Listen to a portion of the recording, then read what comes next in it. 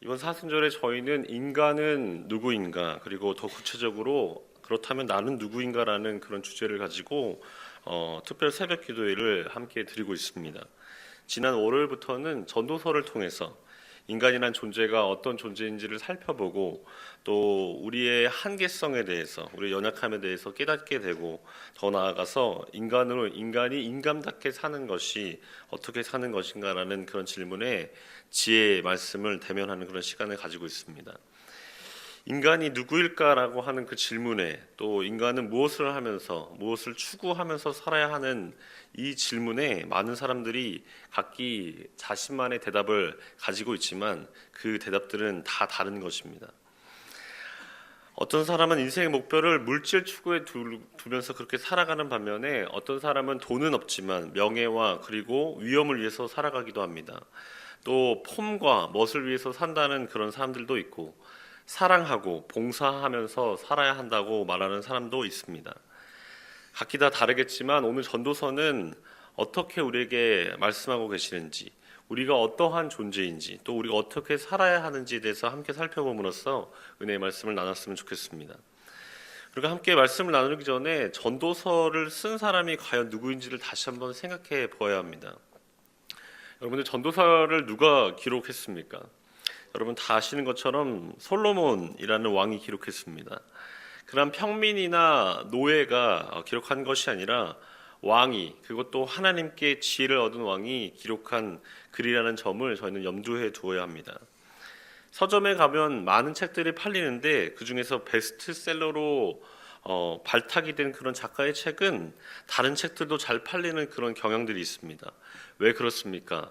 한 부분의 전문가이기 때문이기도 하겠지만 그 작가를 보고 믿고 사는 그러한 경향이 있다라는 그런 사실입니다. 그런 점에서 솔로몬은 직접적으로 간접적으로 경험이 많은 사람입니다. 무엇보다도 그는 삶의 정상에서 자신의 삶을 뒤돌아보면서 기술한 이런 전도서와 같은 그런 책들은 삶의 지혜와 그리고 지식을 주는 그런 책들이기 때문에 저희가 잘 살펴보아야 하는 것입니다. 지혜의 왕이라고 불리는 솔로몬이 소위 모든 것들을 다 누려본 후에 깨닫게 된 것이 무엇입니까? 똑똑하게 사나 미련하게 사나, 열심히 수고하면서 애쓰면서 사나, 빈둥빈둥 놀면서 백수로 사나, 모든 사람의 마지막은 같다라는 그런 점입니다. 잘났든지 못났든지 건강하든지 몸이 아프든지 간에 모든 사람은 한 번뿐인 그런 삶을 살다가 죽음을 반드시 만나게 되어 있다는 사실입니다. 그렇다고 그래 어차피 죽을 건데 나 하고 싶은 대로 내 맘대로 다 하면서 살 거야 라고 그렇게 말하면서 함부로 살기에는 우리의 인생은 너무나 짧은 것임을 우리 모두는 다 잘 알고 있습니다. 그래서 많은 사람들이 밤낮으로 수고하면서 그렇게 애쓰면서 살아가는 그런 모습들을 보여줍니다. 그런데 왜 그렇게 애쓰면서 열심히 돈을 벌어가면서 사는 것일까요? 자식을 잘 기르기 위해서는 물질이 필요하기 때문에 그렇게 살아가는 것일까요? 아니면 우리는 호기심의 동물이기 때문에 우리의 지적인 호기심을 충족시키기 위해서 그렇게 수고하면서 살아가는 것일까요? 그것도 아니면 우리의 이름을 후대에 자랑스럽게 그렇게 남기기 위해서 애쓰면서 살아가는 것일까요? 우리 각자가 살아가는 그런 모습들은 다 다르지만 우리가 기억해야 하는 것은 우리의 그 수고가 무엇을 위한 수고인지를 저희는 생각해 보아야 합니다. 어떤 분들의 인생을 보면 오로지 자식만을 위해서 헌신하면서 사시는 그런 분들도 계십니다. 그런데 우리가 열심히 기른 우리의 자식들도 언젠가는 우리의 곁을 떠나서 그들의 삶을 영위해야 하는 그런 존재인 것입니다. 자식에게 목숨을 거는 사람들은 자기의 자식들이 떠나가게 되면 그 떠나간 자리가 너무나 공허하고 그렇기 때문에 견디지 못하고 우울증에 빠지는 그런 분들도 계십니다. 그 누구의 말처럼 내가 이러려고 자식을 키웠나 라는 그런 순간이 올 때가 있다는 것이죠. 성도 여러분, 여러분은 정녕 여러분 스스로 생각할 때 내가 애쓰고 수고하면서 살아가는 그 이유가 무엇일까라는 그런 질문에 진지하게 한번 대답을 해보신 적이 있으십니까? 신앙적으로 이야기한다면 나의 삶의 목적은 무엇일까라는 그 질문을 해본 적이 있냐는 그런 질문입니다. 이 질문에 어떠한 답변을 가지고 있던지 간에 우리가 애쓰고 수고하는 것이 이 세상에 있는 해 아래에 있는 좋은 것을 위한 것이라면 우리는 다시 한번 생각해 보아야 합니다. 지혜자를 통해서 우리가 깨닫게 되는 한 가지는 우리가 애쓰고 수고하는 이 땅에서 성취하고 모은 모든 것들이 아무리 좋아 보이고 아무리 훌륭해 보아도 그것들은 지나가는 일시적인 덧없는 것이라는 사실입니다. 이 세상에 있어서 좋아 보이는 것들에 대해서 요한일서는 이렇게 기록하고 있습니다. 요한일서 2장 15절 16절에 이렇게 기록합니다. 이 세상이나 세상에 있는 것들을 사랑하지 말라. 누구든지 세상을 사랑하면 아버지의 사랑이 그 안에 있지 아니하니 이는 세상에 있는 모든 것이 육신의 정욕과 안목의 정욕과 이생의 자랑이니 다 아버지께로부터 온 것이 아니요 세상으로부터 온 것이라. 하나님 안에서 수고하고 애쓰는 것이 아니면 우리가 우리의 삶에 대해서 아무리 진지하게 생각해 보아도 또 고된 일을 하면서 수고하고 애쓴다 하여도 결국에 그것들은 우리의 육신을 조금 더 편하게 하기 위한 것, 그리고 즐겁게 하기 위한 것이라는 말씀입니다. 피땀 흘려서 수고하는 그 수고가 뭔가를 이루기 위한 그런 위대한 것이 아니라 결국에 우리 눈에 보기에 좀 더 나아 보이기 위해서, 또 남들에게 없는 것들을 내가 가졌다고 자랑하기 위해서 열심을 내는 헛된 수고라는 말씀입니다. 오늘 본문의 18절에는 사람이 하고 있는 이 애씀과 수고가 쓸데없다라는 수준으로 말하는 정도가 아니라 그 수고를 생각하고 그렇게 묵상해 보니까 미워한다라고 성경 말씀은 기록하고 있습니다. 왜 그렇습니까? 자신의 생명처럼 열심히 일하고 노력했는데 그 노력해서 쌓은 것들은 영원히 자신의 것이 되는 것이 아니라 자신이 죽게 되면 뒤에 올 사람에게 물려줘야 되기 때문에 그것들을 생각하니까 억울하고 불안하다는 그런 말씀입니다. 고생은 내가 했는데 덕은 다른 사람이 보는 것이 싫다고 하는 것이죠. 우리는 지금 생에서 어떻게 살까, 어떻게 잘 먹고 잘 살까를 생각하기 쉬운데, 전도자는 자신의 생뿐만이 아니라 자신의 생애 다음에 올 그런 사람까지 생각하다 보니 자신이 살면서 이처럼 수고하는 것이 헛된 일인 것을 깨닫게 된 것입니다. 이 수고를 생각하니까 혐오스럽기까지 하다라고 말씀하고 있다는 것이죠. 사랑하는 여러분, 우리가 하는 그런 수고는 주 안에서 하는 수고이기 때문에 이 땅에서 삶을 풍성하게 해주는 그런 수고일 뿐만이 아니라 하늘나라에서, 그 영원한 나라에서 상급을 쌓는 귀한 수고인 것을 기억하면서 감사할 수 있는 저와 여러분이 되었으면 좋겠습니다. 우리의 인생만을 위해서 수고하고 애쓴다면 우리뿐만이 아니라 우리 믿는 크리스천뿐만이 아니라 세상 사람들도 누구나 그렇게 살아가고 있습니다. 용서하고 들어주셨으면 좋겠습니다. 저는 다른 사람들보다 조금 일찍 일어나서 새벽 기도회를 준비하게 됩니다. 새벽 기도회는 5시지만 저는 와서 문도 열어야 하고 또 준비도 해야 하고 차량 운행도 하기 때문에 저는 3시 50분쯤에 일어납니다. 그래서 부랴부랴 준비하고 4시쯤에 집에서 나오는 것이죠. 그런데 놀라운 것이 무엇인지 아십니까? 저희 옆집 아저씨도 4시에 나오신다는 사실입니다.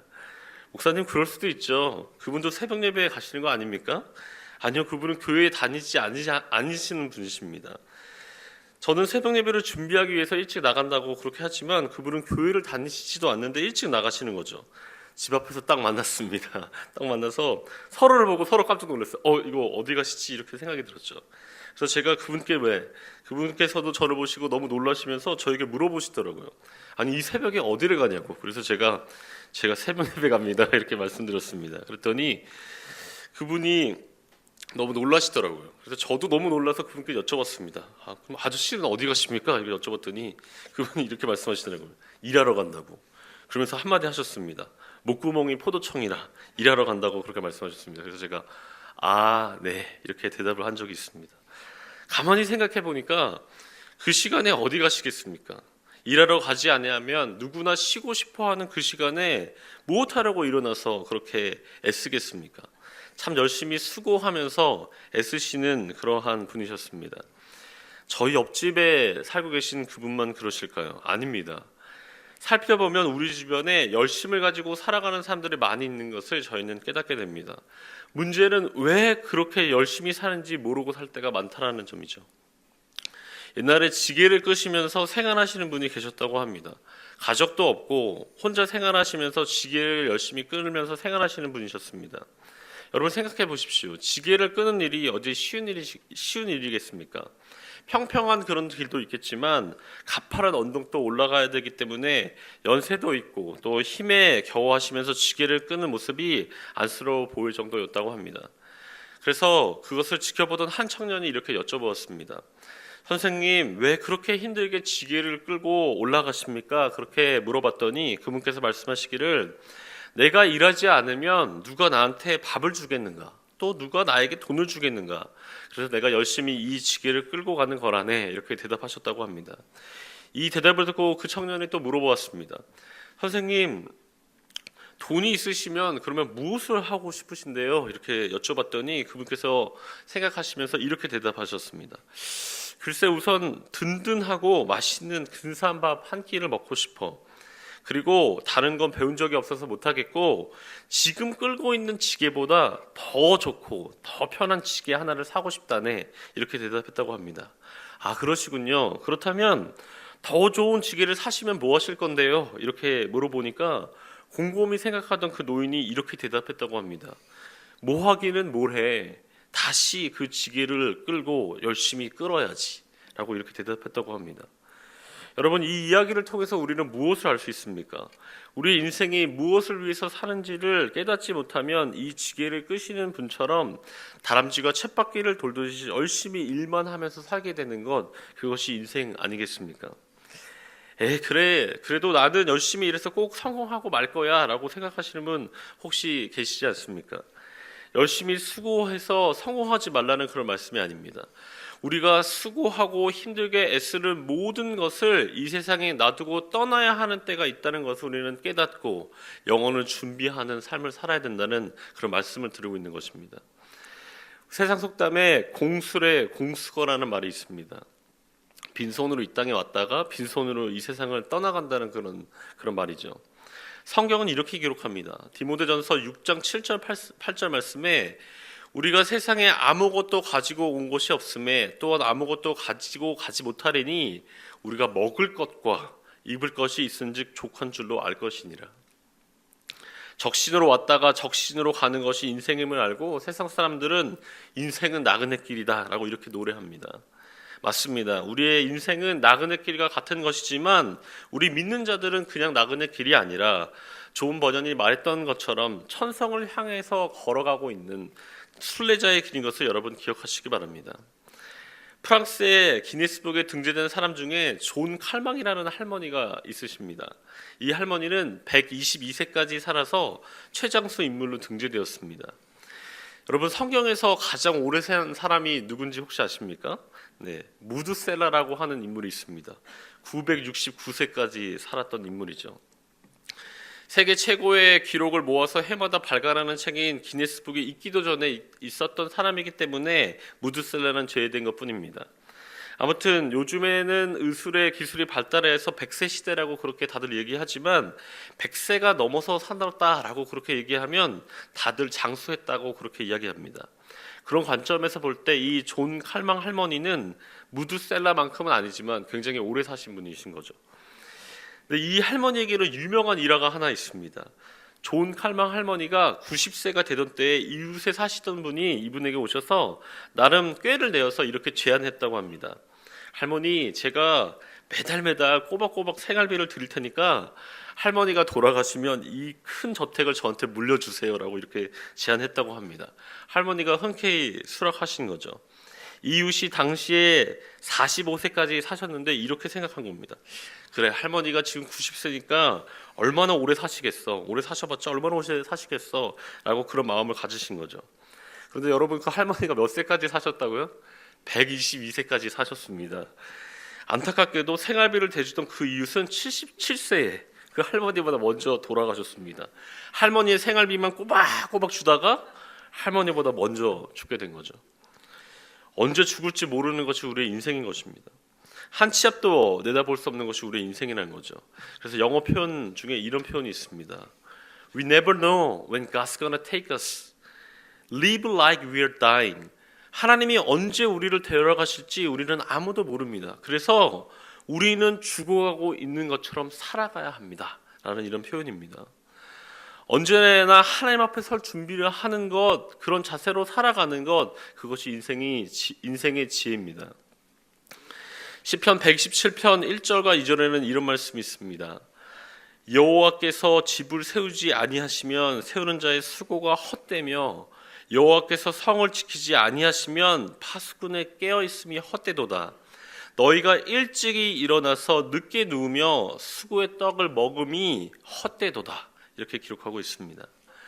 아무리 열심히 수고하면서 새벽부터 밤늦게까지 애쓰고 힘쓰고 자기가 지켜보려고 그렇게 노력하여도 하나님이 지켜주시지 아니하면 우리에게 있는 것들은 아무것도 아니라는 그런 말씀인 것입니다. 그렇다면 우리 인간은 어떻게 살아야 하는 것일까요? 어른분들 중에 이런 분들이 계십니다. 늙으니까 삶을 사는 게 별로 재미가 없어. 삶은 맛있는 거나 많이 먹고 근심 없이 사는 게 최고야. 이렇게 말씀하시는 어른분들을 저는 종종 보았습니다. 정말 그런 것일까요? 모든 것들을 누려본 솔로몬이 우리에게 하는 그러한 충고를 우리는 한번 귀 기울여 보아야 합니다. 그가 말하는 핵심이 무엇입니까? 바로 하나님만이 인생의 궁극적인 기쁨을 주시는 분이라는 것을 솔로몬은 깨달았다는 그런 말씀이 여기에 적혀 있는 것입니다. 인생의 즐거움은 다른 곳에서 오는 것이 아니라 바로 하나님으로부터 온다는 것을, 그 진리를 말하고 있습니다. 본문 전도서 2장 24절과 26절을 보십시오. 제가 한 번 더 읽어보겠습니다. 사람이 먹고 마시며 수고하는 것보다 그의 마음을 더 기쁘게 하는 것이 없나니 내가 이것도 본즉 하나님의 손에서 나오는 것이로다. 먹고 즐기는 일을 누가 나보다 더해 보았으리야. 하나님은 그가 기뻐하시는 자에게는 지혜와 지식과 희락을 주시나 죄인에게는 노고를 주시고 그가 모아 쌓게 하사 하나님을 기뻐하는 자에게 그가 주게 하시지만 이것도 헛되어 바람을 잡는 것이로다. 24절에 보면 이렇게 얘기합니다. 사람은 먹는 것과 마시는 것, 그리고 자기가 하는 그 일에 수고하고 그것에 스스로 보람을 느끼는 것, 이것보다 더 좋은 것은 없다라고 성경은 기록하고 있습니다. 이 말씀을 가만히 그렇게 묵상하다 보면 어른들이 하시는 말씀도 어느 정도 일리가 있는 것처럼 보입니다. 그런데 더 중요한 부분을 놓치면 안 되는 그런 것이죠. 이 모든 것들을 누가 주신다고요? 이 모든 것들을 하나님께서 주신다고 전도자는 그렇게 이야기합니다. 하나님께서 주시는 그러한 단순한 선물인 음식과 음료에 감사하면서 즐길 수 있는 저와 여러분이 되었으면 좋겠습니다. 그렇구나. 맛있는 음식과 음료를 주시는 하나님께 감사해야겠구나. 그런 생각이 드셨습니까? 그런데 하나님께서 우리에게 주시려고 하는 그러한 진정한 음식과 음료가 무엇일까요? 그것이 바로 예수 그리스도인 것을 여러분 깨달으시기 바랍니다. 솔로몬은 이 말씀을 통하여서도 우리에게 하나님만이, 바로 예수님만이 우리에게 주시는 그 인생의 참된 기쁨인 것을 깨달으라 라고 우리에게 그렇게 충고하고 있다는 사실입니다. 요한복음 4장에 보면 남편을 5번이나 가르치운 그러한 여인이 등장합니다. 오늘 우리가 찬양한 것처럼 우물가에 있는 그 여인인 것이죠. 헛되고 헛된 것들을 추구하면서 살아온 그런 인생이었습니다. 우리가 생각할 때 이 여자 굉장히 성질이 대단하네. 어떻게 남편을 5번이나 바꿔라고 우리가 그렇게 욕할 수 있을까요? 우리 자신은 어떻습니까? 우리는 물질이라는 남편도 가지고 있고, 명예라는 남편, 또 욕망이라는 남편, 자랑이라는 남편, 성공이라는 남편, 우리에게는 이 여인보다 더 많은 남편을 소유하고 있는 것은 아닐까요? 우물가의 여인은 예수 그리스도를 만난 후에 자신이 그렇게 중요하게 생각했던 물동이를 집어던져 버립니다. 왜 그렇습니까? 자신의 영적인 목마름을 채워줄 수 있는 진정한 남편 되신 예수 그리스도를 만났기 때문입니다. 사랑하는 성도 여러분, 우리의 신랑 되시는 예수님으로 만족하심을 얻으시는 성도님들 되시기를 간절히 축원합니다. 주님 한 분만으로 즐거워하는 그런 사람이 참된 축복의 삶을 사는 사람인 것을 기억하시기 바랍니다. 전도서 2장 26절을 새벽용 성경으로 다시 한번 읽어보겠습니다. 하나님이 마음에 드는 사람에게는 슬기와 지식과 기쁨을 주시고 눈밖에 난 죄인에게는 모아서 쌓는 수고를 시켜서 그 모은 재산을 하나님 마음에 드는 사람에게 주시니 죄인의 수고도 헛되어서 바람을 잡으려는 것과 같다. 이렇게 기록하고 있습니다. 21절 말씀에 기록하기를 하나님을 알지 못하고 열심을 내는 것은 죄인이 수고하는 것과 같아서 헛되어서 바람을 잡으려고 애쓰는 것과 같다라고 그렇게 기록하고 있는 것입니다. 다른 번역에 보면 이 구절을 이렇게 기록했습니다. 바람을 먹고 사는 것과 같다라고 이렇게 표현하기도 합니다. 여러분, 바람을 먹으면서 배불러 보신 적 있으십니까? 바람을 먹으면서? 아니, 그렇게 하려는 생각을 해보신 적은 있으십니까? 저는 그렇게 해본 적은 없지만 한번 생각해 보니까 너무 우스운 것 같습니다. 바람으로 배를 채운다. 아마 헛배만 부르고 아무런 영양가도 없고 바람만 마셔서 방귀만 나오게 될 것 같습니다. 사랑하는 성도 여러분, 우리가 아무리 수고하고 애써도 다 잡을 수 없는 이런 바람과 같은 세상의 헛된 것이 아니라 하나님을 붙으실 수 있는 저와 여러분 되시기를 간절히 부탁드립니다. 우리 기독교인들은 우리의 일이 아닌 하나님의 일을 하는데 수고하고 애써야 하는 그런 존재입니다. 하나님의 일이라는 게 무엇일까요? 요한복음 6장 28절 29절에는 이렇게 기록합니다.